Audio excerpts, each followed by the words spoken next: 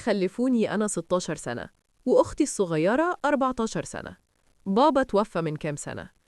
من أول ما أختي اتولدت وأمي بتفضلها عليا بشكل واضح جدا، لدرجة إنها ربتها تبقى شخص صعب جدا أتعامل معاه، خصوصا معايا. بابا كان ملاحظ ده وكان بيواجه أمي، ووصلوا في وقت من الأوقات لعلاج أسري. ساعتها طلع إن جدتي اللي أنا متسمية على اسمها كانت شخص أمي عندها تجاهه غضب كبير. ليه سمتني على اسمها؟ مش فاهمة لحد دلوقتي. أمي بتقول إنها ما كانتش واخدة بالها وقتها. كمان قالت إنها جالها اكتئاب بعد الولادة، وإن أول شهور معايا كانت فترة سودة قوي في حياتها. في أي خناقة، أمي دايماً في صف أختي مهما حصل. أختي تاخد أكل من طبقي؟ عادي. أنا أزعق لها؟ أتعاقب.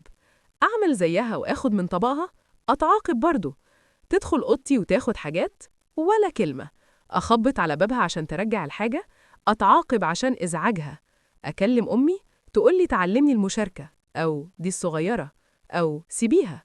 أختي بتحب تعايرني وتقول إن أمي بتحبها أكتر. قالت لي إن أمي قالت لها إنها بتحبها لكنها بتستحملني، وقالت لي إن أمي كانت بتتمنى إني أنا اللي أموت بدل بابا.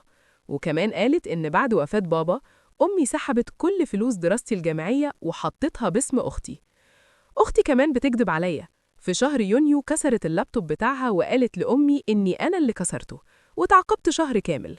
أمي صدقتها فوراً، خصوصاً إني كنت متضايقة فعلاً إنها جابت لأختي لابتوب ألعاب جديد، وأنا كنت مضطرة أشتري واحد مستعمل رخيص بفلوس عيد ميلادي والكريسماس. أختي كانت بتضحك وتقولي إن أمي دايماً هتصدقها هي مش أنا. من كام شهر أمي عرفت إن أختي مستواها الدراسي بيقع ومش قادرة تلحق نفسها. أنا دايماً درجاتي كويسة وأقدر أخلص بدري لو المدرسة بتسمح. من أسبوعين أمي قالت لي لازم أبدأ أدرس لأختي. قلت لها لأ. قالت ده واجبي. قلت لها تصرف فلوس على مدرس خصوصي لبنتها المفضلة لأني مش هساعدهم في حاجة. قالت لي إزاي أضيع مستقبل أختي؟ أنا اكتفيت إني هزيت كتافي. أمي شتمتني وقفلت الباب بعنف.